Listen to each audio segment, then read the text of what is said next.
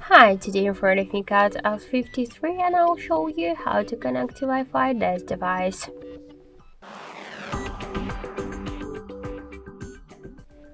So open first the settings application and then tap to network and internet. Here click to Wi-Fi switcher to activate Wi-Fi, and after that you'll see here all of the available networks.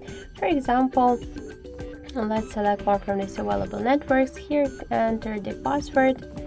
To see this password, you should click here to this checkbox to show it. Then click to connect, wait a second, and now we can see that we just successfully connected to this network. Here we got saved networks list, so we could see here these networks which passwords we get, so we could switch between these networks after that. So just to turn on Wi-Fi, you should use the same switcher by this way. Also, we get one more way how we could activate Wi-Fi or to turn it off. Just open first the control panel and here find Wi-Fi icon.